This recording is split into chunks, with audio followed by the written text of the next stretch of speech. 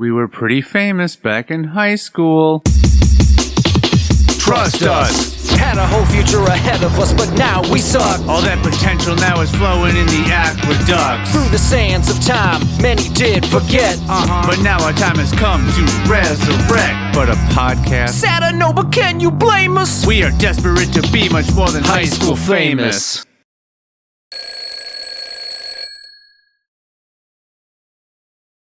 Hello, welcome in High School Famous students.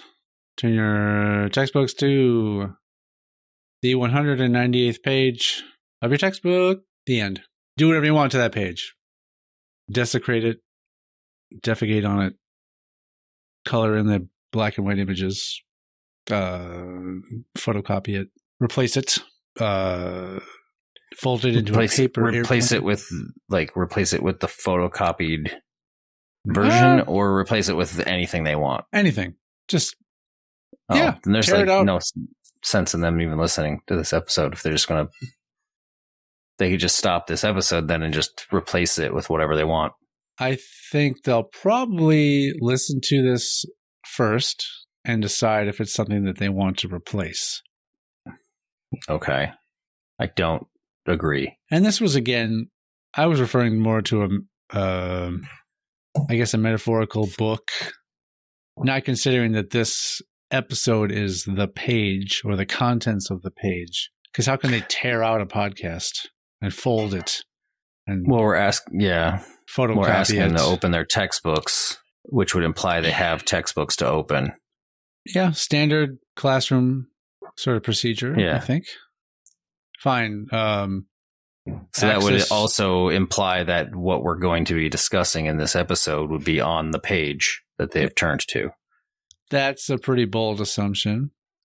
I just told them to turn it to the 198th page of whatever book they happen to be holding. Well, you specifically said the textbook. At the beginning, turn yes. Your textbooks to. Yep. I did say that. Which should also imply that they have a specific textbook that we're asking them to turn their pages to.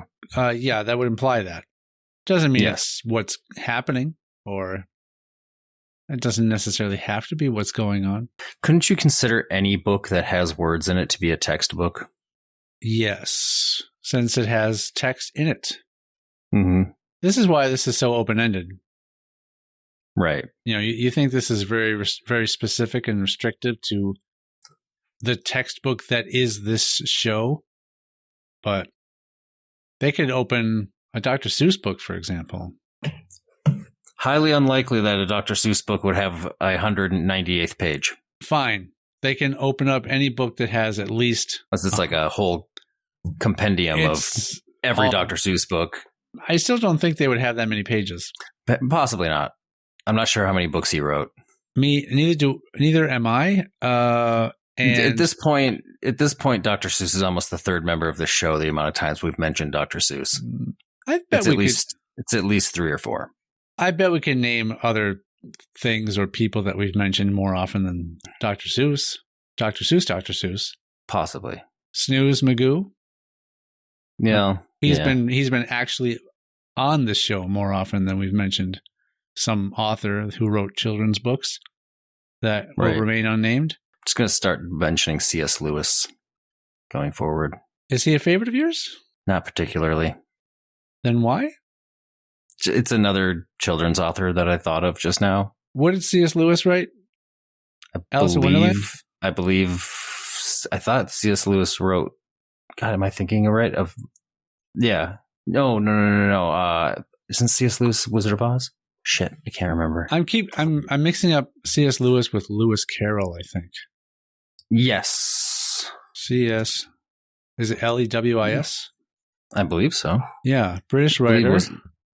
Believe Wizard of Oz. The Lion, the Witch, and the Wardrobe. Oh, shit. So who did the Wizard of Oz now? Also, The Great Divorce. Oh. If we're going along the kids' books theme. Right. A Grief Observed. Oh, of course. The Four Loves. The Screw Tape Letters. Again, continuing on with the children's book themes. L. Frank Baum wrote Wizard of Oz. Oh, not even close to C.S. Lewis. Yep. And I listened to the first so many Wizard of Oz books. I believe I talked about it on here before. How many are there? I thought there was just 2. There's a lot. Wow. Like 15 or something. They are so hard to. They are definitely kids' books. It's so very Dora the Explorer of like explaining what they're gonna do, and then then again explaining it as they're doing it, and then finding like, oh, this big problem is in front of us. How are we gonna solve it? And then solving it 2 sentences later, and it's just like, okay, these are hard to listen to. And I think I talked about it on here before, but probably they're rough. Is the whole Wicked story, is that part of it? Sometimes I wonder if that was just written Wicked is like it's a spin-off of the stories. Like, it's a modern spin-off of the stories. Okay, so it wasn't part of his original work. I don't believe so. Okay. Well, I thought I was all read up on that story, having read the first 2 book books and the second book. No, let's take a quick look here. Actually, you know what? Maybe I didn't even read the second book. Who knows? What book do you remember reading? The Wizard of Oz. That's it. I'm getting mixed up again with Lewis Carroll, because I know I read Alice in Wonderland and Through the Looking Glass. So that's what yes, those are definitely those are definitely completely different. Right. No, so I've only read the original The Wizard of Oz book. Got it. And I figured it can't get any better. Why try to add to the story? And the makers of the movie felt the same. There is The Wonderful Wizard of Oz, The Marvelous Land of Oz, Ozma of Oz, Dorothy and the Wizard in Oz, The Road to Oz, The Emerald City of Oz, The Patchwork Girl of Oz, TikTok of Oz, The Scarecrow of Oz, Rinky Tink of In Oz, The Lost Princess of Oz, The Tin Woodsman of Oz, The Magic of Oz, and Glinda of Oz. 14 books. Witch. Sorry, I lied. Not 15, 14. I mean, totally blew it. I mean, when they adapt all of those to the movies, they will do what many have done before, and they'll take the last book and split it into 2 movies. Well, yeah. Well, I know for a fact, like, so the 1930-something Wizard of Oz was, obviously, it's not even, it's a close-ish rendition of the first book. Yeah. And then the movie Return to Oz, which is supposed to be the sequel to Wizard of Oz, but it didn't come. It came out in like the 80s. And that's a mashup of a few different books. There was a movie called Return to Oz? Yes. Okay. It's weird. And the weirdness in that movie, like, it's so different than The Wizard of Oz, but it's way more accurate to the books. And it's really freaking weird. The books are weird. I should hope so. Yeah, they're really odd. But hard to listen to, for sure. Have you, so Halloween's coming up. Yep. And you are familiar with I believe they're called Terrifier movies? Does this sound familiar at all? Possibly. The cover is just some very creepy looking clown on the front. Yeah. I think there's like 2 or 3 movies or something like that. There's a third one out now. Okay. And I've never seen any of them, but nor have I. My coworker, he has seen the first 2, and then he went and saw the third one. What he was telling me about the series is that the first one was very sort of, low budget, independent, very creative with effects and things like that. And so the fact that it was very messed up got a lot of people's attention of what crazy stuff was going on in the movie. The second movie, they had a bit more money, and it just kind of got strange, like it kind of lost its way. Yep. Apparently, the third one was meant to sort of harken back to the original sort of style and like disturbedness. Okay. And I guess the actor who plays the Terrifier, he said he was he had a hard time shooting some of the scenes in this third movie because of the awful things that he was being asked to do. And so he went and saw that movie, and he said to say that the third one was if the first one and the second one had a baby, a twisted, sick baby. He wanted you to say that about it? Yeah. Not necessarily on here. That's just how he described it to me. Oh, that's how he described it to you. Okay. That's how he described it. He didn't necessarily want you to repeat it. No. Okay. But I thought I would. Because it's October. Yeah. So anybody who's thinking about going and seeing that, there you go. Yeah. That should be on the, poster. That quote from, it'll say that. It's like the first two underneath movies it'll had a say baby. Sean's coworker. Yeah. It won't, specifically name myself, or it's funny that it will say not his name, but that it's my coworker. Yeah. Well, if you submit the quote. Oh, I see. Yeah. Well, then I'm just going to credit myself for the quote. Well, that's dishonest. It is. But I think the then description... the Terrifier will get you, I assume. In the fourth installment, perhaps. Maybe they'll ask me to do a cameo. Oh, there you go. Like, you're the only one that's posted a public comment about this movie. So we want you to come and join the fun. Right. So... That's how Hollywood works. I've heard. Mm-hmm. So, I mean... People end up casting their kids in things. There's that little bit of nepotism that goes on. But then there's also the hey, you said something nice about me. I'm going to cast you in my next 10 movies because you weren't a jerk. You didn't say my stuff sucked. Do you have an example of that? That, Jon Favreau, he was not supposed to be in Swingers. But Vince Vaughn cast him because he said something nice about a previous movie of Vince Vaughn's. Did Jon Favreau not write and direct Swingers? He was invited to because he said a nice comment about Vince Vaughn's previous movie. He was invited to write a movie. Herbie the Love Bug. He was invited to write a movie that already existed. No, he said, "Look, Mr. Person who's not famous yet, so I'm not going to learn your name. You had a very nice thing to say about my previous film, Herbie the Love Bug. So I would like to invite you to write a movie that I will star in, and you will co-star with me." He didn't direct it. He did write it. So I mean, that's a big ask. That's a big. The studio was not willing to take the risk of allowing him to also direct. Right. They're like, we'll take a written movie from the stranger because the script happens to be pretty good. So basically, they're like, "Hey, Jon Favreau, you've said some pretty nice stuff about Vince Vaughn specifically. About Vince Vaughn specifically in his performance in Herbie the Love Bug. Yeah, which he wasn't in. I was waiting for you to comment on that. And we want you to write a movie for him to star in. Yeah. Well, this isn't the studio saying that. You're so nice to him. The studio didn't say this. Vince Vaughn said this to him. Oh, Vince Vaughn's like, "Hey, you're a nice guy. I'd like you to write a movie for me." Yeah, because it's not like the studio goes, "Hey, Will Smith, we want your kids to be in things." I'm sure he's like, "Hey, we're going to put my kid in this movie because I'm Will Smith and I'm important and powerful."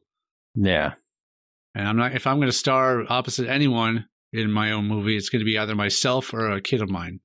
There's been many movies he's starred alongside other people in that weren't his direct family. Sure, but it was funny to me that after the first Suicide Squad movie, where he was like in a bit of an ensemble cast, which hasn't happened in a long time for him, that movie didn't do so well. And so after that, his follow-up was where he starred opposite like a younger version of himself. And so I bet he was like, "Okay, you guys want me to..." Was that after that? Yep.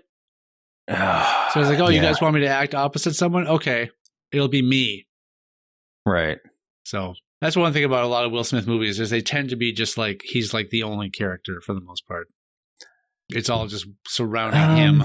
That's why I was surprised that he agreed to be in something like Suicide Squad because it was such an ensemble cast and he wasn't like the only one in it. I think there was rumors that it was because his wife was, I think he was on some kind of Batman adjacent show briefly as a character. Okay. So maybe she was like, yeah, come be in a DC project. I was. So I guess all we're going to talk about that today. Yeah, I don't know how I feel about watching Will Smith movies anymore. I was honestly never huge on him anyway. Like, yeah, there's some of the movies his earlier, you know, like I liked Independence Day when it came out. That was fun to watch, but it wasn't just because it was a Will Smith movie. No, he wasn't really that big at the time. No, that might have been one of, like, I know there's Bad Boys, but I don't know which came first. But that was maybe one of his first actual movies, like at least big Hollywood movies. It was Independence Day, I bet. Probably, yeah, as far as his big movies, because he'd been in movies before that, but... Yeah, I know, and the Bad Boys series, but I don't know where he kind of got to start movie-wise. I have no idea. I know what movie it is, and I know the movie, but I can't think of the title of it. Yeah, okay. He played like a homeless dude. Okay. I can't think of what the name of the movie is. Well, that's all right. Yeah, Ricky Lake was in it. Oh, so that speaks to. I remember that much. That speaks to the caliber of casting. I don't know. It was an alright movie. Did she play a daytime talk show host? No, she was some other like street kid. I don't know. Oh, a homeless kid? I don't know if she was homeless. Just hang out on the streets a lot? Sure. Look, you're the one who saw it. I don't remember, dude. It was so long ago. Oh, but that's no reason for you to not remember a movie. I know, but I'm trying to hold on. I'm trying to find it. It doesn't matter. I don't care. I'm going to find it. No, Will Smith doesn't deserve this much attention. Will Smith doesn't deserve this much attention. Do you like haunted houses, Matt? They're fine. I've realized, I've always kind of known this, but I think I've come to the actual final realization / conclusion that I hate haunted houses, and I think they are stupid. See, to me, it depends on the quality of the haunted house. Okay. So last year, I'm sure I talked about this too. We went to Six Flags Fright Fest or whatever. Yep. The problem for them was they had too many haunted houses going on. Sure. So they had like 6 or 7 of them. Okay. So each haunted house had like moments of like crazy stuff and people are jumping out and stuff. And then like parts of it where you're just kind of walking through a room that's decorated spooky. Yeah. And nothing happens. And then you move on to the next area and then, somebody jumps out at you. And then you walk for a little while and nothing happens. So it's like, if they would have just done like 4 and just put all their energy into those 4, they would have been awesome. Okay.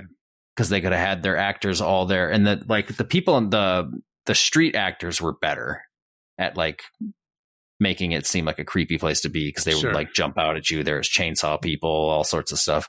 Like that was more fun because you'd actually like be like, there's a bunch of people over there that are scaring everybody. Let's walk this direction instead. So we're like avoiding them. Yeah. That or you just fucking stonewall them and just walk through with no reaction. It's way funnier. That's so that's how I am in the haunted house. Is I think they can tell too because they would sort of try. Yeah, they'll put a little bit of effort in and then realize you're just not giving them anything, and they'll just be like, all right, I'm just going to move on to the next person. They just because what's the point of focusing on somebody who's not going to give a shit? Yeah, there's this. I think they did it last year. It's at the Mall of America, and it's some character called Onion Head that is the center focus of this haunted house. And so this year, I think it's different, but it was called Onion Head's Revenge this year.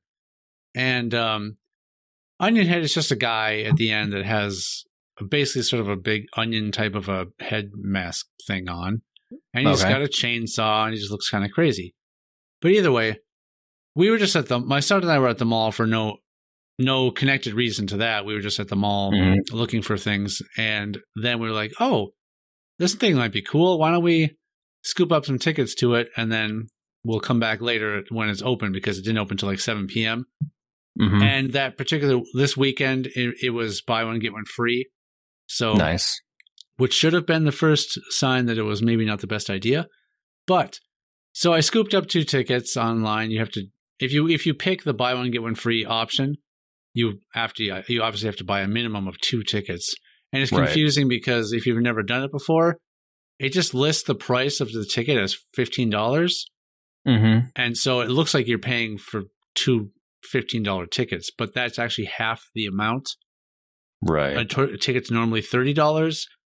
So there was a bit of confusion with the pricing because I knew this family in front of us, they were complaining to someone saying they got charged for all 4 tickets, but they got charged $60, which is half the price for 4 tickets, according to what someone else told me. So they're trying to go online and submit a complaint to try to get a refund, which is what the guy in line that was answering questions had suggested they do. And so after that, I said, well, someone told me that they're actually $30 normally, but they listed them for $14 when you pick the buy one, get one option, blah, blah, blah, blah. They're like, oh, it just doesn't, the family was like, that doesn't sound right to me. We're going to complain. Anyway. Right. So we had bought tickets ahead of time. Mm-hmm. And you select a time to show up, 7 p.m., 7:30, 8, something like that. And they say you don't have to show up exactly at that time, but you just can't show up before the time you select. Gotcha. So we chose 7 o'clock, but we didn't end up showing up till like 7:40. And the line was all windy so it's a pretty big section of the mall that's closed off and you go inside for this haunted house. Inside the first part of that through the doors, the line goes all the way around and winds a bunch, but it also went outside the doors and around the corner and like halfway down the walkway down one side. So Jesus. We were in line for 2 hours. Good God. For a haunted house. And I said, this better be an awesome haunted house. Because if it's just a bunch of people like banging on the walls when you walk by and jumping out and just going or something, then I'm going to be pretty disappointed. Not a typical noise that they make, but yeah. A rawr, I don't know. I'm not going to yell. But anyway, so I was joking partway through. I said, watch, this line is the haunted house. And once we go through those doors, we'll be done. Like, that's the whole joke. Anyway, that would be super funny. Yeah. So there was terror is waiting. There was this guy who was walking around the line area, just sort of trying to scare people in line and kind of hyping people up and sort of being a hype man for the haunted house. Right. Every once in a while, he'd be screaming like, "All right, everybody, are you ready? I can't hear you," and like just kind of get the crowd going. And Leo became very obsessed with picking on this guy. And because he's like, oh, you ever heard of the Punisher? I should call him like the timeout enforcer. Like he's sort of a bargain basement. I think he wanted to call him like Punisher from Wish.com or something. Okay. Anyway, he kept getting this guy's attention, and then the guy ended up. Leo asked him if he could record something with him for his YouTube short. And so the guy recorded the video with him and told him kept telling the guys to subscribe to his channel and all this kind of stuff like that. And then he told us his TikTok and Instagram handle. He said he's trying to be like a paranormal investigator. And he's got he's got like 41,000 TikTok followers. Yeah. So he's got a bit of a following that could bring my son's channel some attention, maybe. But anyway, so they became fast friends. But one thing this guy was doing was he had knee pads on, and he had these kind of discs on his gloves that would spark. So he would run up and then just like slide on his hands and knees on the concrete floor up toward people that are waiting in line, and then sparks would be flying off his hands. Yep. That's the kind of stuff he was doing. There was those kind of people out at Six Flags too. That would, yeah, slide around and shit. I think I remember seeing some the last time I went to Valley Scare too, maybe. But we got there. We finally got in, and it was long. Like, I'll give it that. Like, it was big, and there was a lot of corridors to walk through and stuff like that. There were a lot of rooms that were decorated that had people in various costumes that were trying to scare you. But it's just, the same old haunted house stuff. I've never been scared by those things. So for me, you walk into a room and you see 3 figures standing perfectly still, and I'm just going, which one of these are going to be a real person that's just going to start following you or something? Right. And then sure enough, one of them is a real person that starts following you. Then you go around a corner and there's someone hiding in the corner that like bangs on the wall. Then you come into another room and there's someone holding a knife. They're saying, "We want your blood. We need your blood." Mm-hmm. And I know that there's, especially in the nowadays where you can't even reach out and grab somebody to scare them. You can't even do that much. Right. I know that they're not going to do anything. They can't touch you at all now. They used to do the thing where if they could have like their hands out, and if you bumped into their hand, like that was acceptable back in the day. But now I don't think they can touch you in any way anymore. The website said something like they are not allowed to touch you and you can't touch them. They may accidentally bump into you, but that's the extent of it. So one guy actually did kind of bump into me, but I know that if someone's holding out a knife or if someone's holding an axe or something, I'm like, they can't do anything. Right. They're not going to harm me or anything. So I don't know if I wish I was someone that got scared by that kind of stuff, but I don't know. Yeah, I think they're mostly all just jump scare stuff now, of just like somebody popping out where you're not expecting them to, and just kind of startling you. That's basically all they are now. The only part that was somewhat cool-ish was there was a part where you could go the wrong way and go to a dead end. Then you have to go back, and there was a couple of different corridors you could go to that were the wrong way. But it either led to nothing, or there was one that led to sort of a cutout that looked like a little jail cell or dungeon or something with some sort of demon-looking guy. But it was just it wasn't even a real guy. It was just some figure standing there and like red and white lights flashing. That was the only thing that you like accidentally got led to. I'd be more interested in the ones.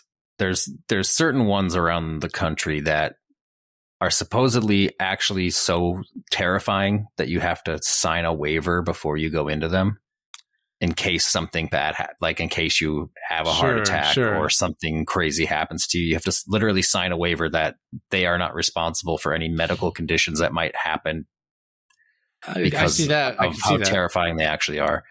Those ones would be more interesting. The ones I do like more so than like the ones at the mall or the ones at a Six Flags. At like a bunch of years back, we went to like a pumpkin orchard, like apple orchard place that also like grew pumpkins and stuff. So they hay rides and stuff, probably hay rides and like mazes and like corn mazes and stuff like that. We almost went to one yesterday. Yeah, they'll have a haunted house. Those ones I like more because they're actually like old rundown buildings that they just turn into. You take the freaking little tractor out into the middle of wherever the hell these old shitty rundown buildings are. And then that's where the haunted house is. And it's all late at night. You're not in a lit up ass mall before you walk into the haunted house. I know it's already dark and kind of, it's already dark and kind of creepy out. And then you're going through these houses that are like abandoned, that are all decorated creepy, and people are hidden in weird little spots to freak you out and stuff. Like there was a person, like we were walking through this little weird hallway and there was a person that like swung down from the ceiling in front of us. See, like that kind of stuff was way better. What took away from this a little bit too is it's obviously a super high ceiling area. And then there's walls built up that are the walls of the haunted house that you walk through. Okay. But you can just see all the way up to the ceiling. You can see above the walls. And so it's just like, you think they'd put a ceiling on it. I think for me anyway, I think a haunted house would have to be pitch black. Oh yeah. Not even with like flashing lights at any point, but if something is going to like scare you, you should not be able to see anything.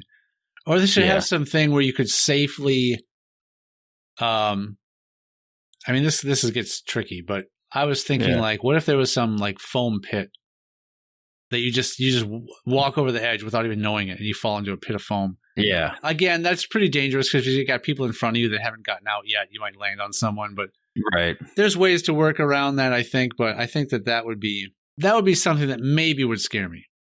if I Right. couldn't see anything and there was all of a sudden the floor wasn't beneath me anymore and I'm falling in a thing, something like Right. that. Yeah, it was. Jot that down for later. Yeah, because you're going to facilitate that Sean. somehow. Yeah. So it was not, to me, maybe it would have been less of a sting had we not gone when it was buy one, get one, and the line was insane. Yeah. Because if we had waited in line for 25 minutes, half an hour, then it would have been like, yeah, that was still fun. But the fact that you want to be 2/3 through the way to the line, you want to go home. Oh yeah. And so then to go through the haunted house and to be what it was, I just this was not worth it at all. I don't care about the money because it was only $30. Right. It was more of the time. Like I don't get to have that time back. You have a thing of taking your son to places where you have to stand in insanely long lines. What else was there? The Lego thing that you guys ended up deciding not to stand in the long ass line. But yeah, that was insane too. But I get that because that's a one-time thing, and there's going to be a ton of people going for it. This was a haunted house. And what also deceived me was, obviously we were there earlier in the day when it wasn't open. And so we walked in and it was just empty. There was one employee at the front that was answering questions or you could buy tickets from or whatever. Mm-hmm. So I was expecting not a ton of people. Right. If I had any indication or there was some sort of warning to me that the line was going to be as long as it was, I just would have said, we'll do it another weekend. If not, or we'll go find a better haunted house somewhere else. Well, I was kind of hoping that with the amount of hype this place got and how long the line was and how big it was, that it was going to be like a top-notch haunted house. And maybe for haunted houses it is. I just in general don't care for them. So yeah. And Leo's I think. Go ahead. Oh, he's not scared by this stuff either. So he's just, someone will go up to scare him and he's like, Mom? And he'll say like, are you okay? Do you need help?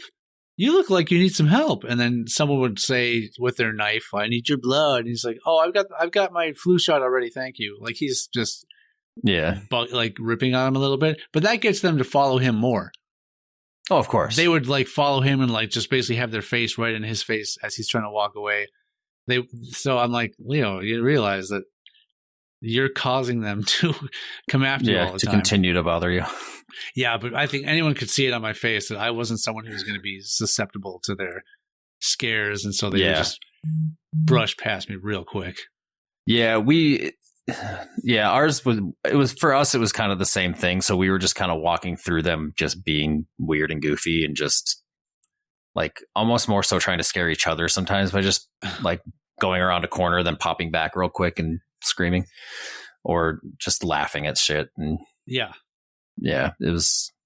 I mean, it's different going with a group of adults and going to haunted houses than having your kid with you. But I think it'd be and there was they did cater to the fact that they're probably trying to bring in a lot of adults to this too. So there were 2 different places you could buy drinks.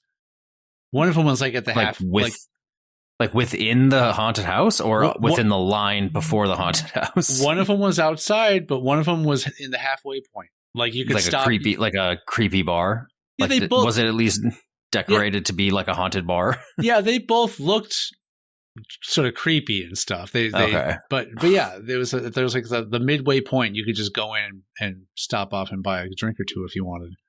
That's really weird. So, but yeah, the just air was hang out at the haunted bar. Well, there was a weird room. The stranger room that I came across was it had a woman in it that looked like she was maybe supposed to be like some sort of zombie cheerleader or something. And there were a bunch of other girls that were in the room too, but they were just dressed normally, so I think they were just hanging out in there. But the moment we walk in, so there's Leo and I, but then a group of like maybe 6 other people that we all just sort of got lumped in together to go through the haunted house together. So once we all walked in, the girl immediately was just like, you guys don't have to leave. You don't have to leave yet. Please don't leave. You guys don't have to leave. And I don't know what is scary about that. So to me, that doesn't seem like what she should be doing. I didn't know if she just wanted people to hang out in there because there was these other girls just seemed like they were just talking to her or hanging out in the room with her. I don't know. We left right away.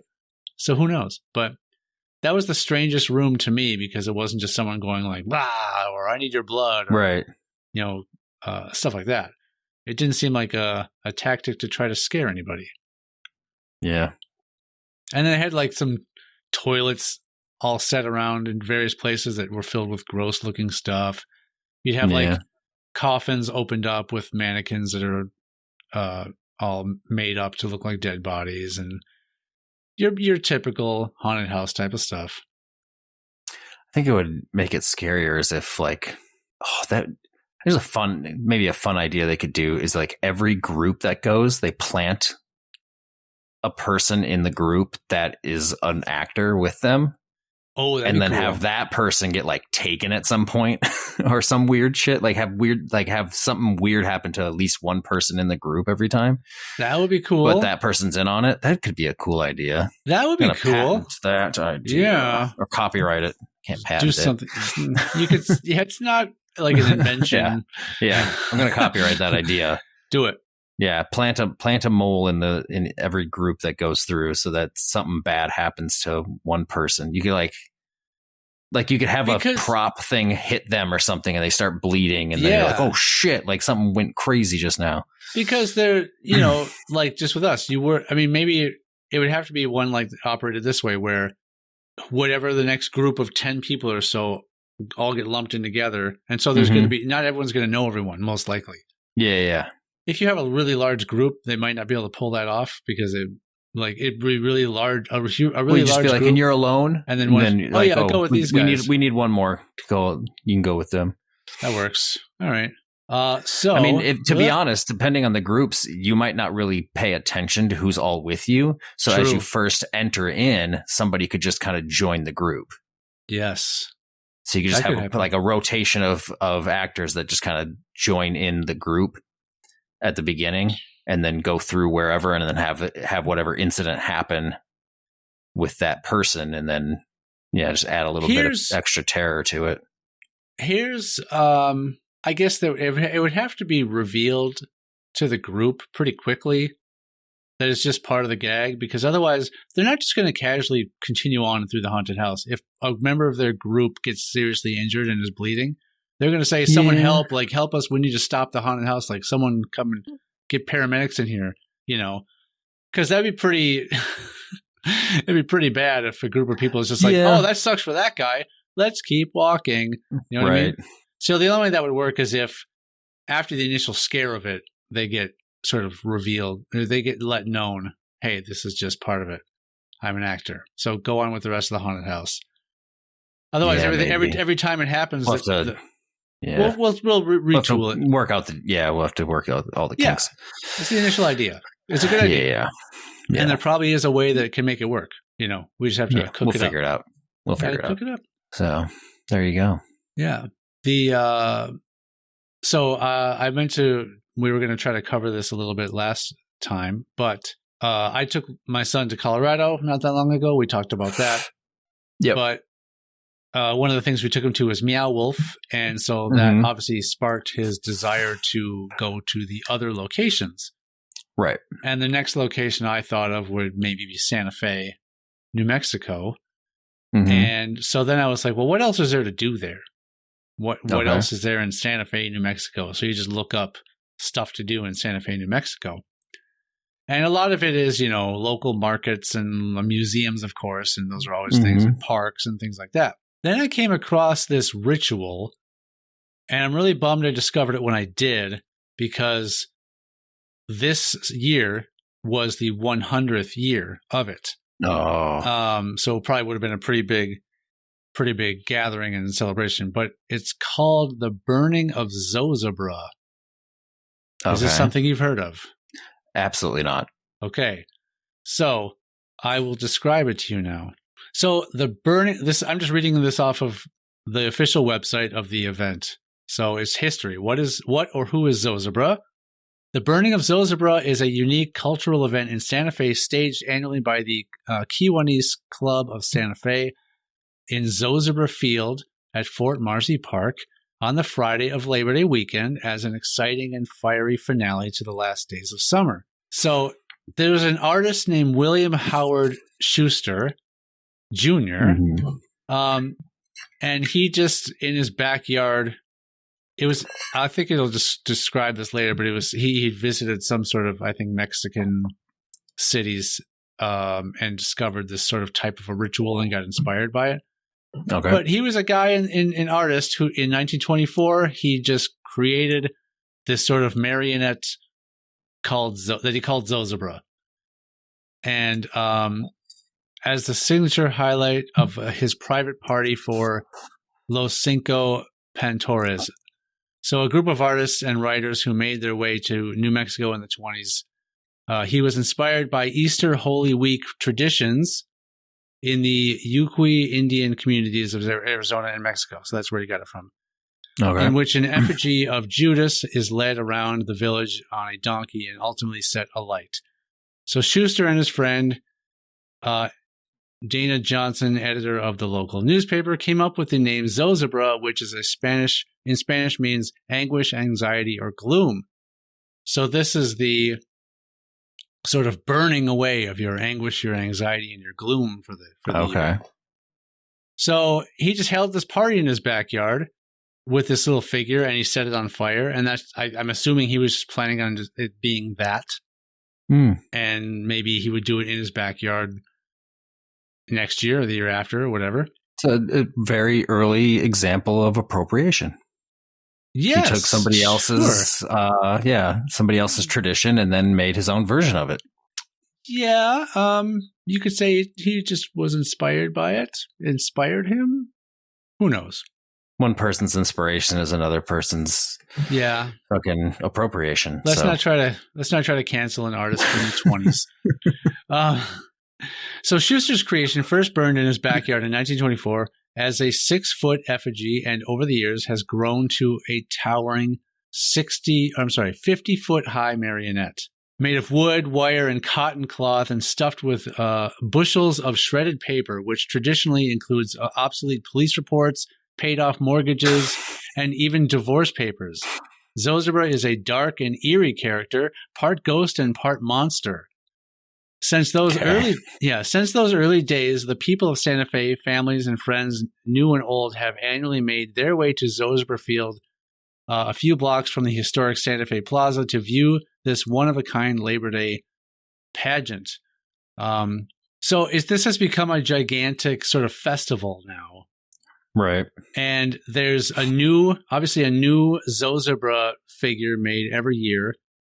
Oh, yeah, I would assume if they burn it. But there's even a there's a certain point where they started making his hair a different color every year, and so there's something where you can even look where it even has a tracking of how much or each year what his hair color was. But they have now, and this has been going on for a while, but they'll have these. I think like someone that's called like the fire spirit or something come out and do like a bunch of dancing and try to battle Zozobra, and then they ultimately end up lighting a bunch of like fireworks that are set inside of him to set all those papers on fire, and then the rest of it is just this giant, huge marionette burning up. And to me, this screams of like old school type of things people used to do, and it just surprised me that this is something that still existed. And I think it would be pretty fun to go to. Yeah, be interesting. Yes. So it means if you want to go to that, you have to plan specifically to go the weekend of Labor Day weekend or just before it. But man, that probably would have been pretty cool to go to the 100th celebration. I'm trying to find where it said how many people usually show up, but it's pretty big. Like, I think dozens upon dozens, I think. Yeah. In the tens. Yeah. I mean, the parking lot almost gets full. Right. So if tens of people arrive. Tens of people. Anyway, yeah, I thought I would have had more on this. But yeah, it seemed like it gave me a reason outside of Meow Wolf to maybe visit Santa Fe, New Mexico. I never would have had a reason to go do that. Well, there you go. I'm sure there's other things there. I'm sure Santa Fe is a fine city. Based on what I looked up, nothing that you can't do anywhere else. Yeah.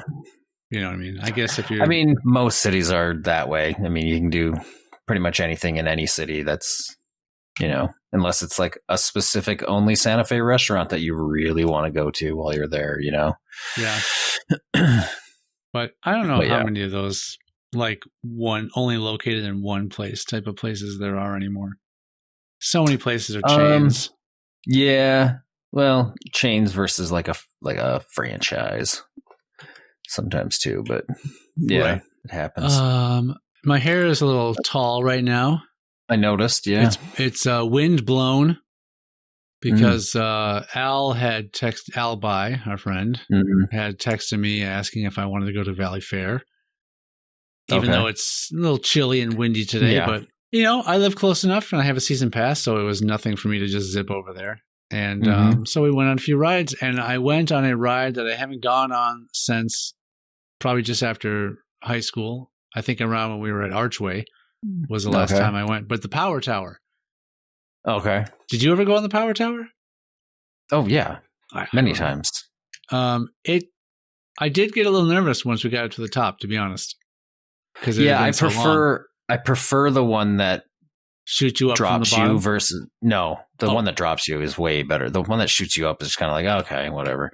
That's the one I did was the one that drops you, but obviously it has to bring you to the top first.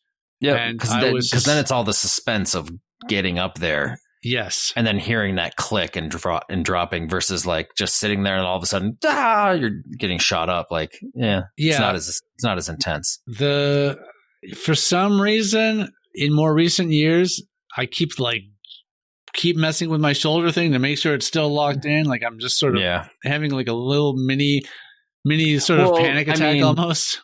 I'd rather at that point when you're all the way at the top, I would rather not know that it's going to pop open, because there'd be nothing worse than you being all the way at the top, testing it, and then it goes and you're like, oh no, and then it drops. Then you have.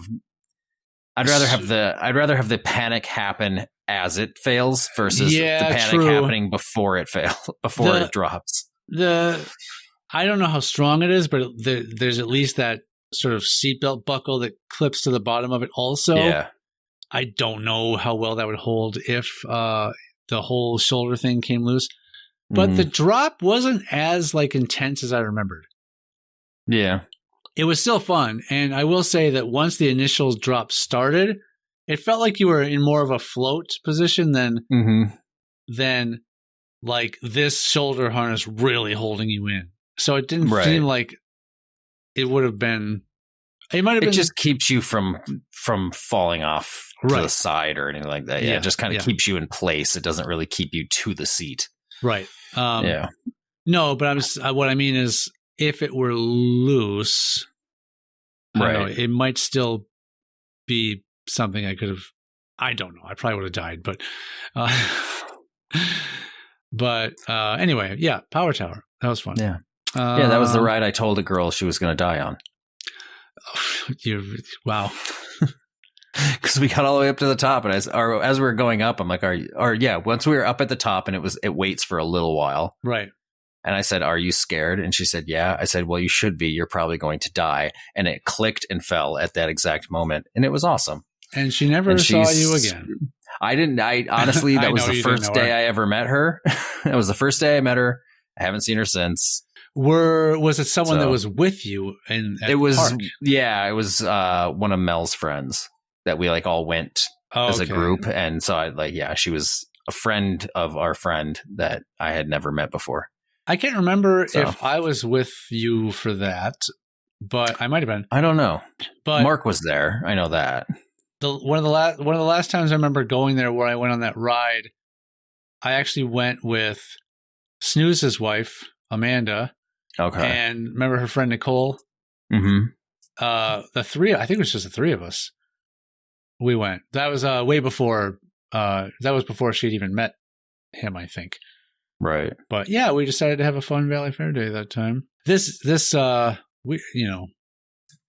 This is an extremely hilarious episode. They're not all bangers. They're not. Yeah, once again, I thought I was. Some of them aren't even good. Here's what I got to stop doing. I got to stop thinking you're going to be at all interested in anything, because I'm like, oh, this is an interesting thing, the Burning of Zozobra, and you're like, yeah, okay. Like maybe that's the problem. Maybe that's the problem. When I try to bring something, it's just that you're not interested in any. You're the problem. You're not interested in. You're not interested in anything or like react about and in any sort of way to anything I talk about, and so. I get, I'm just punching a wall. I wouldn't say that's entirely true, that I'm not interested in anything you have to say. I'm interested, like, when you talk about me, I'm super interested in that. Gotcha. When you talk about things that I like, okay, super into those things. So just start talking about that kind of stuff. Okay, all right. Well, talking about things that make me feel, start feeding into my ego.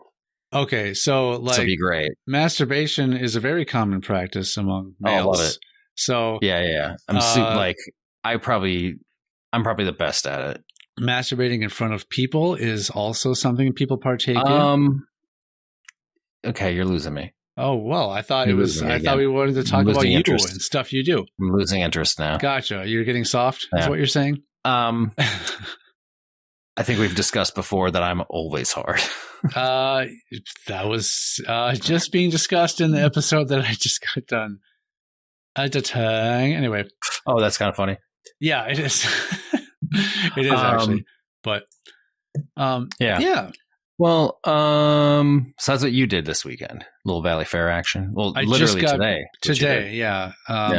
Yesterday was the haunted house. Yeah, you got wind blown today. Correct. You got blown today. Okay. Yeah, I got blown hard. Yeah. There was no one next to me. Even no one was even with me. Well, I didn't do anything super interesting today, but yesterday I went and played D&D. I did another one-shot D&D session. Mm-hmm. You did. Yes, you told me not to ask. You told me not to ask you what you've been up to ever on the show, so I didn't. I don't remember ever saying that to you. Well, you said why are you asking me, because I never have anything to say. Yeah, I mean that I've done. I'm trying very hard to be more active and do things. And if there's nothing more active than D&D. Well, okay, it's a step in the right direction. Sure. I'm at least interacting with people. Yeah. It's a step toward another chair. Yeah. Oh, yeah. It was fun. I brought. So had you played with this group before? So I've played with two of the people before. They're the two people I went with a few weeks back. And played a different campaign. Yeah, well, we're not doing campaigns. We're just doing one shots. Oh, well, this one we just did could kind of potentially be a campaign because if you do it more than once. Well, each one is still going to be a one shot. Basically, what it is we're it's called the Exterminators Guild.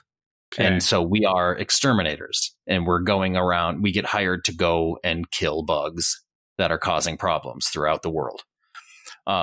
So each thing is just another mission that we go do. So if we continue to go do this, the cool thing is we can keep leveling up our characters and keep playing it as if it's a campaign, but each story just does its own thing. Okay. But we'd be able to obviously, if we play many missions, a lot of the stuff will just kind of become canon of our characters throughout continuing to do it. So yeah, I am a card-carrying member, if that's not even going to remotely focus at all, of the Exterminators Guild. I know, I'm nerdy as fuck.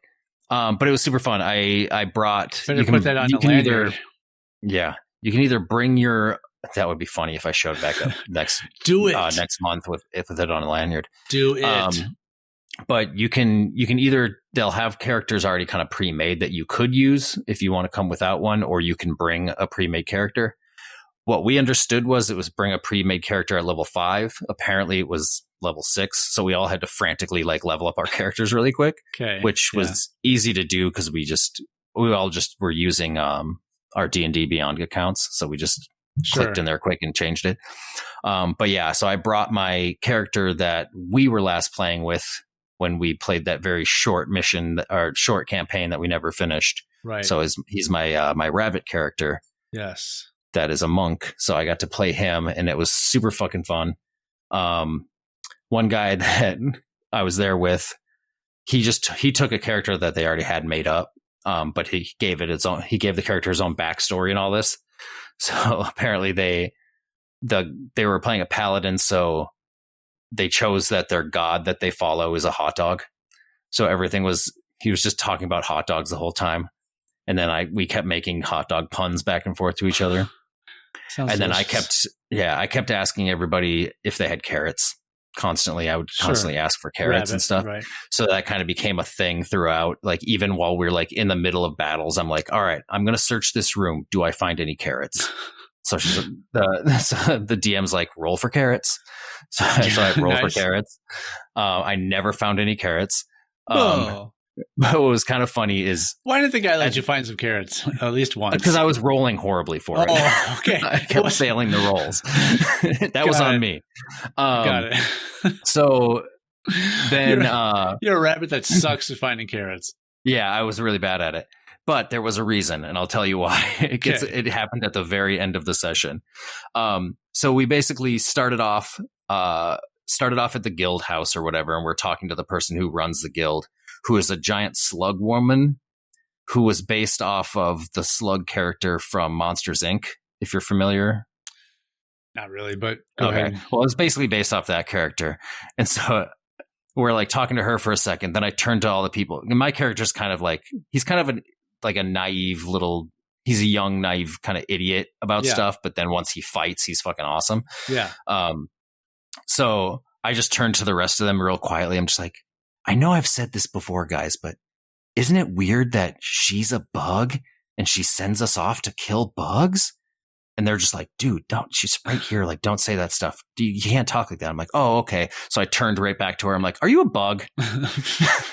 And she's like, roll a persuasion check. I'm like, I'm persuading you to tell me if you're a bug or not. So I rolled a natural 20 on my first roll of the game. Wow. On a stupid joke. And apparently that was a nat 20 you told me about. Yeah, it was super funny. And yeah, so the DM was just like, oh, that is the most wonderful thing anybody's ever said to me before. I'm just like, oh, that was weird. All right. So we venture off to this town that's like covered in mist, that nobody's heard from this town for several days. Okay. We go to the town, it's covered in mist, and then all of a sudden, like, bugs start kind of coming, like we kind of see movement, and then like we go to this inn that's all boarded up, and we like kind of knock on the door like, hey, like, they're like, get in here quick. And we get in there, and then all of a sudden we just hear a bunch of like scratching all over the doors, like we were about to get attacked. Yeah. We kind of ask them some questions, figure out stuff, that there's this tower where they've seen light coming from, and that seems to be where this mist is emanating from. So we're like, okay, well, we need to go to that tower. That's what's going to be that's what's going to solve this issue. So we went out the back, cut through a bunch of like fields and yards and stuff, and got to this dock where we had to cross a river. Basically avoided almost all interaction with bugs the entire time. Okay. We get into the river, and there's some like weird eel type thing chasing us, which was supposed to be our first kind of big encounter. Okay. Another person that was with us is playing a sorcerer, and she's like, all right, I'm gonna shocking grasp this eel. And the DM's like, you're going to electrify an eel? That's awesome. Electrified the eel, did so well on the attack that the eel basically just left us alone. It just fucked off because of whatever the thing did. I can't remember what the spell actually does, but it basically made it so it didn't want to have anything to do with us after that. Gotcha. So first encounter, immediately avoided. Nice. We get across the river. We have two choices. Oh yeah, and also when we were at the inn, they told us that three villagers were missing, that they couldn't find, like the blacksmith and somebody else, so a couple other people. The wordsmith. We completely forgot about that all together almost immediately. So we get across, there's the tower, there's a cellar door that smells really bad, and then there's the main front door. So we're just like, well, who knows what's down in that smelly door? Like, maybe we just avoid the smell altogether. We'll go through the front door. Our rogue unlocks the door. Cool, we get inside. We're inside, looking around for a little bit, and all of a sudden the gravity flips and bam, we're on the ceiling. Ooh. Now the ceiling's the floor. Yeah. And we're like, okay, this sucks. Flips again, bam, we're on the floor again. So we're constantly rolling to see if we're getting damage or not. Yeah. Luckily, most of us are rolling fine and we're just dealing with it. And then finally, I noticed that there's like a weird brick that seems out of place on the ceiling once we're back on the floor again. So I'm like, okay, I'm going to jump and grab that and see if it pushes in, if it does this or that or the other thing. And so I feeled around to that. I pushed it, and then the bricks kind of opened up to the next floor. And at this point, we're on the ceiling again. The ceiling's the floor again now. So then I'm like, okay, I'm going to like kind of peek through. I'm like, I'm going to make it so my ears just kind of like flop back Bugs Bunny style in the back of my head, and then kind of peek in, and I just see a room full of mirrors. So I'm like, okay. So I step into there, but by stepping into there, since I was on the ceiling, I'm now stepping in, and I had to kind of do a flip up into the room, because that room's the floor is the floor in that room. The ceiling's the floor in this room. Is all fucked up. And then we were asked, did you look at your reflection in the mirror? I'm like, yeah, I mean, I technically did. I was the first one to look in. I'm going to notice myself. Okay, apparently I have a cat on my lap now. Hello. I'm going to notice my reflection. I'm going to look at it. So I had to roll to see if I failed a check to see if basically my reflection was going to attack me. Luckily, I avoided that, but my reflection looked really weird. Like the face was kind of like distorting and different stuff. And then eventually my head turned into the face of a bug and different shit. And then is that how you so that you just looked that way in your reflection? In my reflection, yeah. And only I could see my own reflection doing that. If anybody looked at my reflection, it just looked like me. Gotcha. So I was seeing a weird distorted version of myself. Then we're kind of like looking around trying to figure out where to go. And then the rogue noticed there's a hallway that just kind of led to a wall. Mm-hmm. But when they looked the other way in the mirror, you could see a ladder. So they went to the wall and were feeling around, didn't feel anything. And then they looked back at the mirror again, and then there was like a shadowy figure in there. And it turned out to be like a shadowed version of themselves. And it busts through the mirror and starts coming to attack us. So big battle number 2 is now coming into play. Sure. I rolled high initiative. I got to go first. With a monk, I can't remember what it's called, but it's basically a distance attack I can do where I hit them, and if they fail the check that they have to do, they get knocked 20 feet away and are knocked prone. What does prone mean? Like basically knocked on the ground, so that they have to stand back up and waste all their movement standing up before they could attack or anything. Right. Okay. So I succeeded. And I said, okay, I'm knocking them away from the ladder and into the mirrors. I basically want to see if, like, can I do extra damage knocking them into a bunch of mirrors or whatever. So they fly away, hit the mirror, go through it. And then for whatever reason, the mirror's no longer there, but they cannot get back through. So big fight, One 2 move. Avoided. Super awesome. I saw that coming when you're like, big fight number 2. This is it. I'm like, you're going to find some easy way out of it. Immediately also just got completely negated. So then we go up the ladder, and now we're in the top of the tower. There's no ceiling.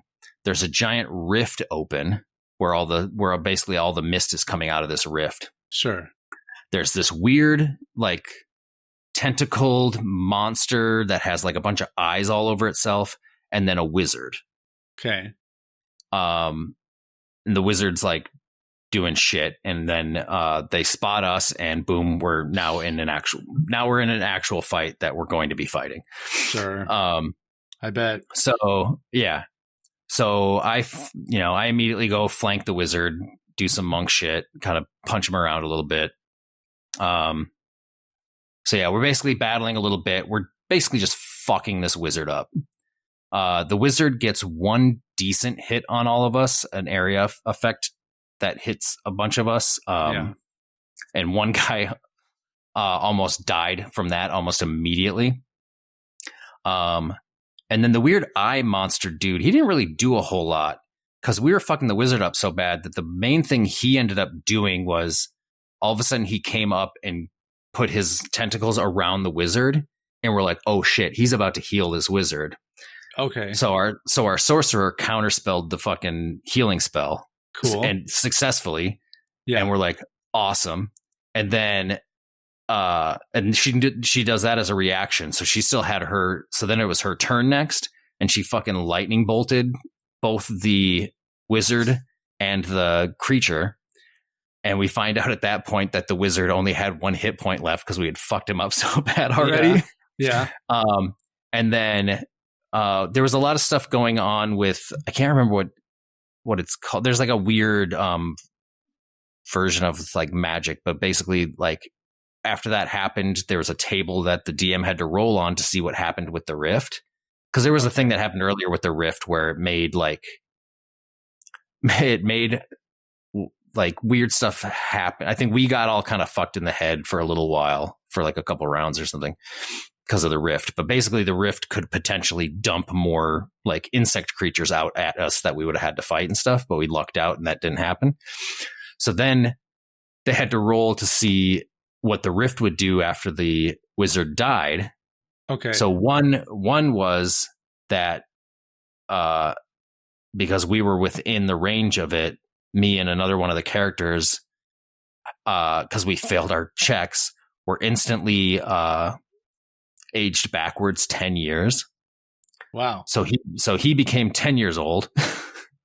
Oh. And I was like, oh no, I'm going to be 8 years old. I'm like, that sucks. And somebody had gotten an inspiration earlier and they're like, here, use my inspiration to re-roll. I'm like, thank you. So I re-rolled and then I didn't de-age. The other guy is just like, I don't care. I want to be 10 again. That's awesome. Because you still have all your knowledge. You're just suddenly 10 years old now. You still have all your skills and abilities. Well, you're just a 10-year-old. Wouldn't some stuff go down? Like your strength has to go down, right? As far as we know, no. I think that's pretty as shaky. Far as, yeah, I don't know. It's DM's discretion at that point. I mean, you could have the knowledge of how to do things, but your body just might not be as able to do them because of yeah. So I don't know, but again, they're going to play how they're going to play. Yeah. So then the second roll to see what happened with the rift was a natural 20, which caused the rift to suck everything back into itself and close. Nice. So we're just like, we just won. Like we just got rid of all the bugs, all the mist and everything. We didn't fight a single bug. Like we're exterminators, but we killed no bugs at all. We shocked one. That's it. Yeah. You found the way to get rid of all of them. Yeah. Pretty so then efficiently. So then we're like, all right, whatever, I guess we're gonna leave. So we're leaving, and then we're like, as we're like about to just end, we're like, should we just, I guess, check to see what was in the stinky cellar? They're like, okay, so we check the stinky cellar. There's the 3 missing people. Oh. It was smelly because they'd been there for days. And we're dead. No, they were alive. Oh, okay. It was just smelly because they'd just been down there for days and hadn't been able to clean themselves or anything and probably had to shit in a corner or whatever. We're like, oh yeah, I forgot about them. Wow, then we completely, as a group, forgot that there was people that we were trying to save. Well, you found them anyway. So then I'm like, oh yeah, it's great, we found you guys. I'm like, by any chance, do any of you have some carrots? Any carrots? And so one of them turned to me. They're like, oh no, carrots are actually out of season right now. So I just went, no. And the DM's like, and that's where we're going to end it. Like, yay. Like, what an amazing way to end it. So it was super fun.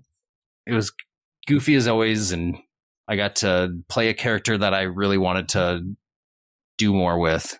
So would you say that this group knows the game a little better than our typical group, and it's less like, oh, how does that work? Let me look it up, or how does that work? Let me look it up.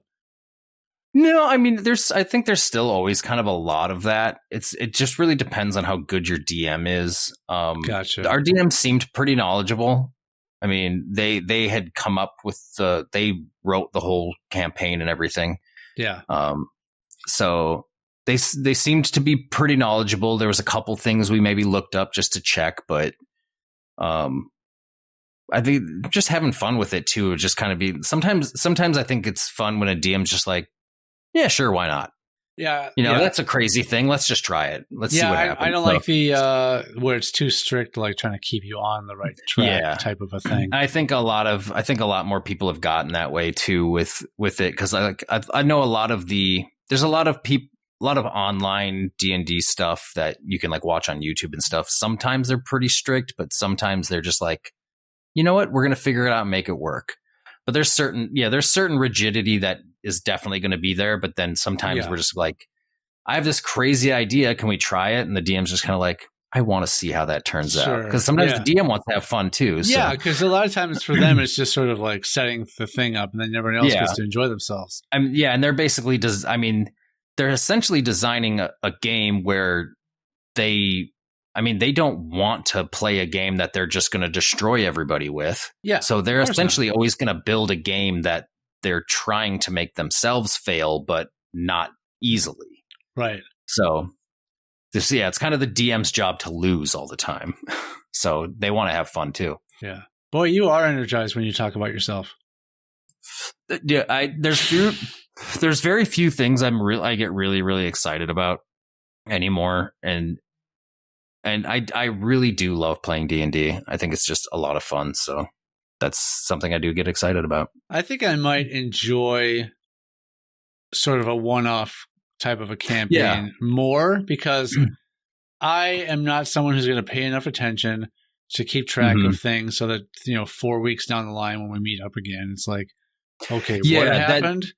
That's what was always tough about, because I feel like we were pretty good back in like right after high school is when we first really kind of started playing it. I thought we were pretty good about I think the others had been playing. Oh, those guys have been playing for a long time. Yeah. But we were pretty good about playing every week for long periods of time. So that's understandable, because we didn't have anything else to do. Yeah, we had an abundance of free time. So that it's a lot different when you are literally playing every single week. It's pretty easy to try to remember what was going on. But yeah, when you're playing infrequently, which is, as adults, it's so hard for us, especially when we're doing it online like we were. It's really hard for us all to get together on a regular schedule to play. So yeah, and this particular one that we did, they literally do it every second Saturday of the month. So it will only be once a month. Yeah. And I guess the way they also do it is, if you continue to go and stuff, basically every other or 3 sessions, you'll level up. Oh.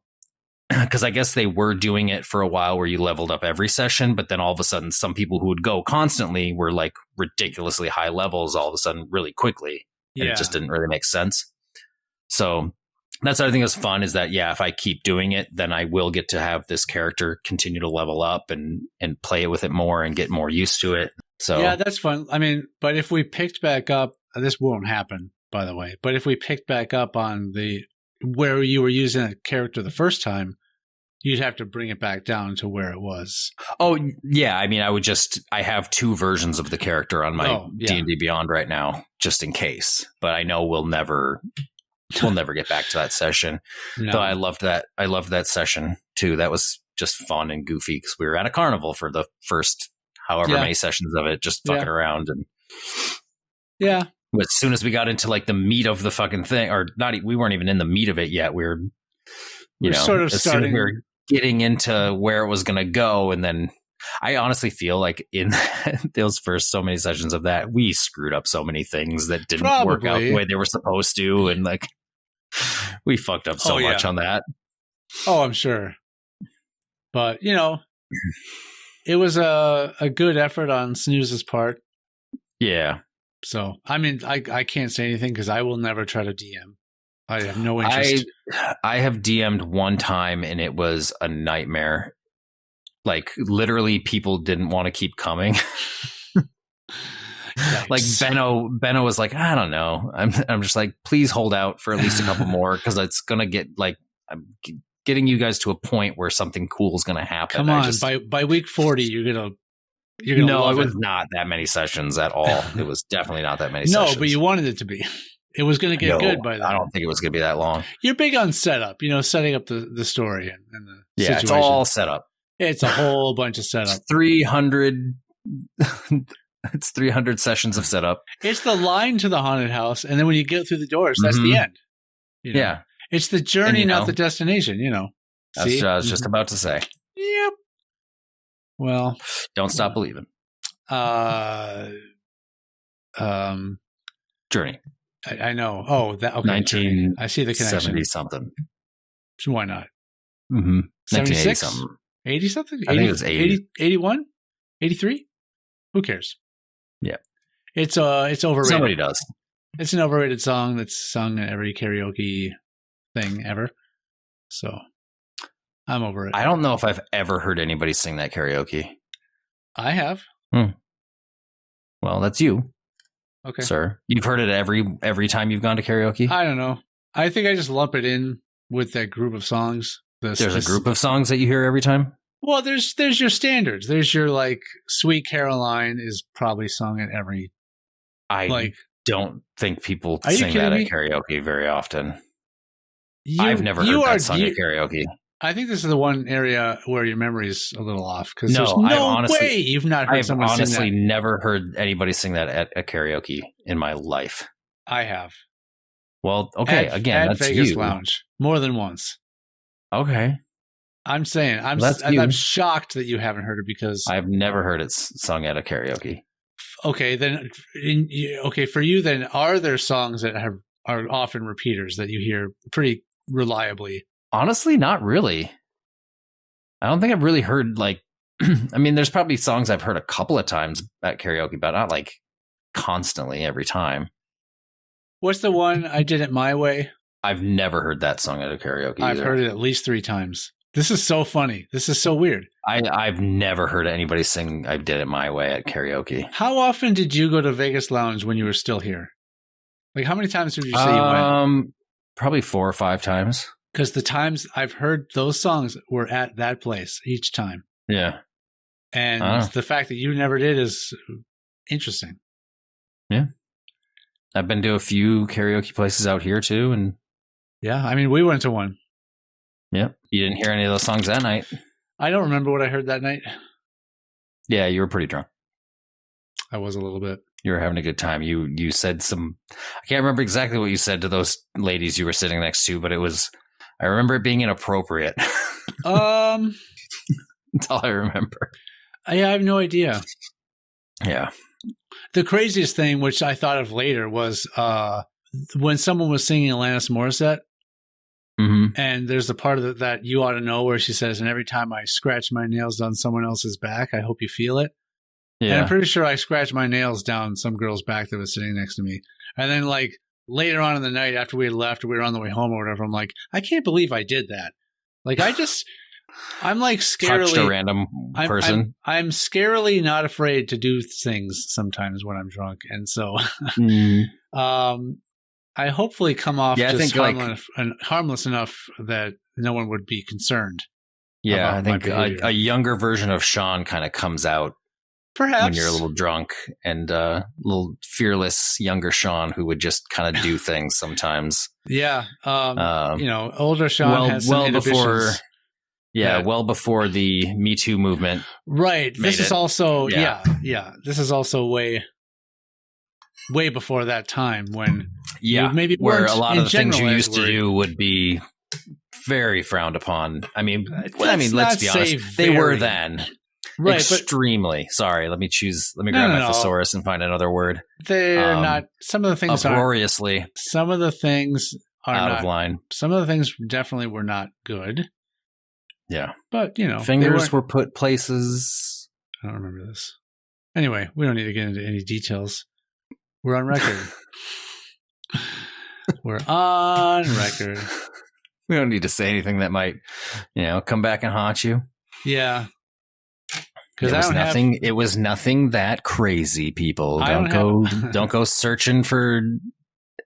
I mean, not that you'd be able to find anything, because back in those days we didn't really have social media like this. Yeah, it was so there's not much you'd be able to find. Days. Oh man, back when you could get away with stuff. Those are the good old days. Yeah, back when someone had to tell on you.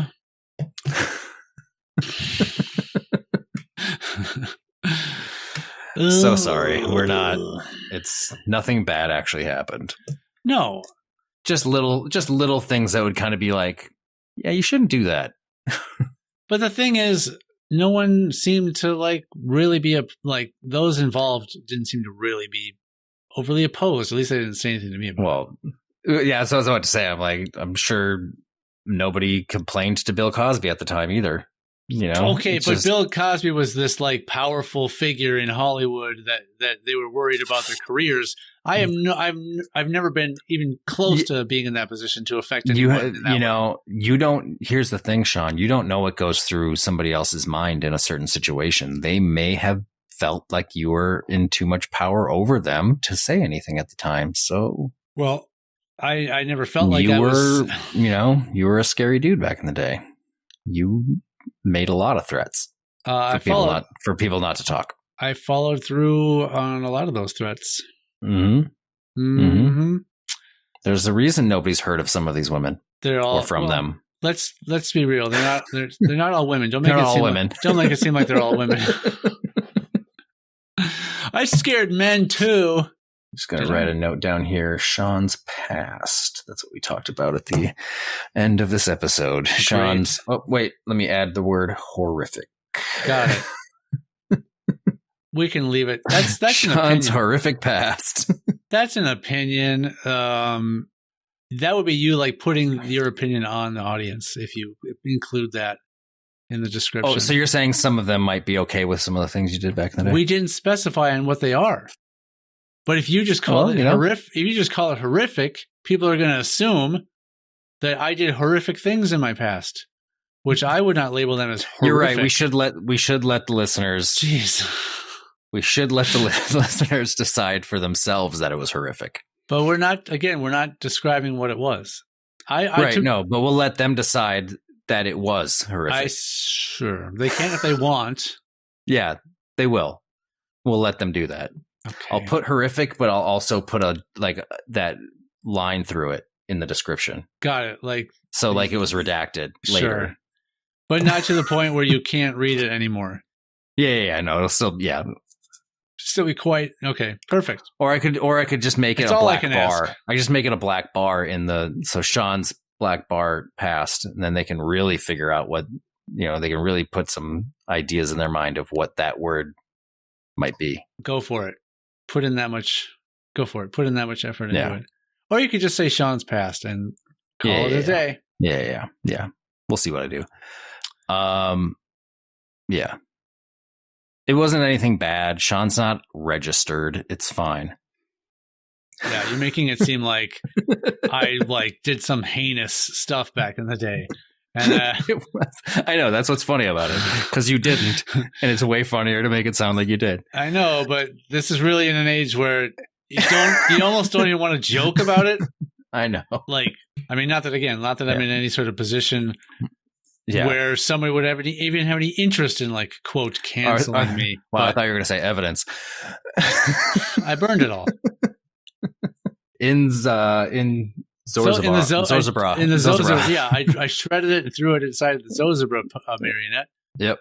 It's been burned up.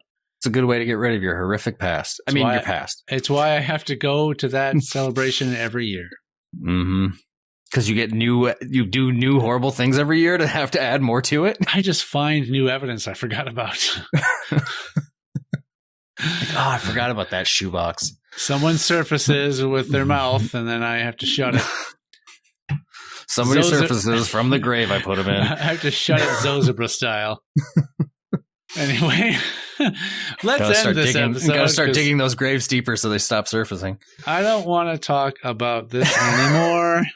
Why it's the only okay. So before we go, the only reason it's funny is because you are getting like bothered by it because you didn't actually do anything horrible. So the fact that you're getting bothered by talking about it is so funny to me. Well, the thing is actually the fact that you're describing it that way makes me think like, oh man, like people really thought this, and I was just unaware. Like Not at all. No, really, I'm like, I think it's hilarious. like, ugh, I remember when everyone turned on me. I remember when I was finally turned on by the group because of that mean thing I said to that server. But which out of context, was awful. But in context, nobody knew you knew her. Right. And I was explaining that afterward, but you guys were still like, geez, this guy. I don't know if I was there for that. I don't remember if you were when or not. that happened. I don't think I was. But either way. Because I probably would have, I probably would have been shocked at the time. But then if you like, no, I know who it is, I'd be like, oh, okay, whatever. That's just typical Sean joke of. Well, and it was something I had to explain later because it's not like at the time, whoever was with me was like, geez, Sean, that was out of line. Or that was right. That was a dick thing to say. They didn't say anything at the time. And I think they sort of like to themselves and to each other separately off to the side later on decided, hey, Sean's a jerk. And because, in a group of friends, there'd be a point where one person in the group is sort of like the one that's sort of ousted a little bit or the pariah for whatever reason. Yeah. And we've all been there. For the longest time, I was kind of untouchable. I was never seemed to be the one that was the one that was being sort of shit on. Until finally we were all just like, it's Sean's turn. Yeah. He has. Although I'm pretty sure, like I tell you many times, you've crossed the line. Although I'm pretty sure Eric never suffered that fate because he's just probably a perfect human. He's a not. decent human. He's a decent. I'll give him decent. He's an upstanding, polite, well-mannered, decent human being. Until he gets angry about something, then it's like, oh fuck, stay away from Eric. Yeah. He's pissed yes. off. Yes. His kind of head does a 180 and there's a different face on the back, like the mayor from Halloween Town. Yeah. He's like that. But yeah, that wasn't a fun moment. I'm like, oh man, it's me. I'm the one that they. I'm the one nobody likes at the moment. I'm used to being on the majority side of this. Anyway. Yeah. Let's let everyone know. So here's what happened. We were at a restaurant. I think we've told this story before, but yeah. Okay, then I won't.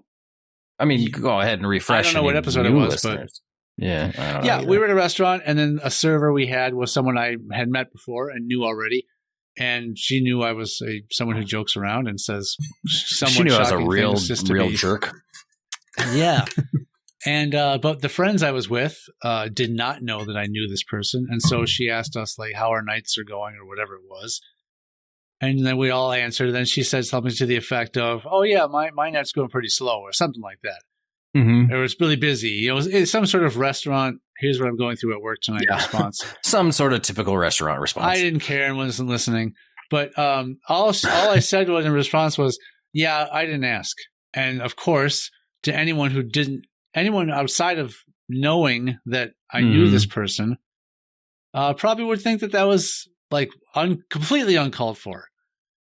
And it was sort of like, yeah, Sean says some stuff sometimes to rattle people, but that was like too much, I think, for them. Yeah. Maybe because they thought it was a stranger and I was being just unnecessarily mean.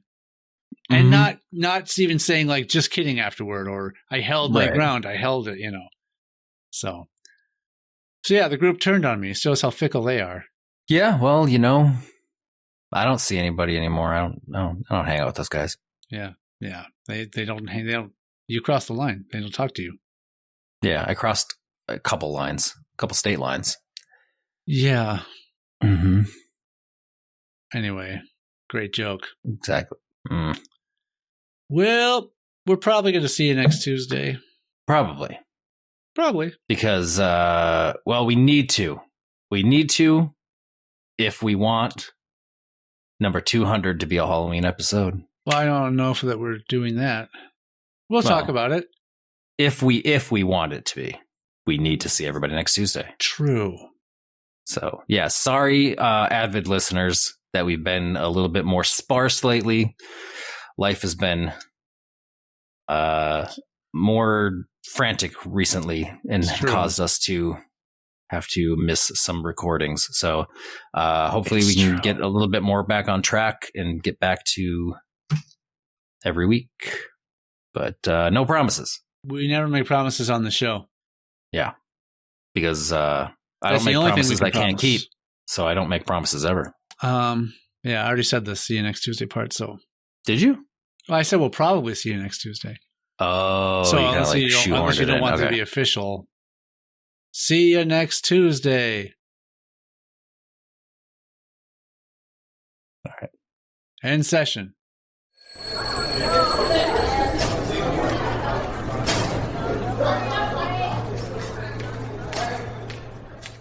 If you have a question, complaint, or threat for Sean or Matt, you can reach us on YouTube, TikTok, Facebook, X, or Instagram at hsfamouspod, or you can email the show at highschoolfamous@gmail.com. No animals were pleasured during the making of this podcast, despite our best efforts. All hail our Lord and Savior. Someone surfaces with their mouth, and then I have to shut it.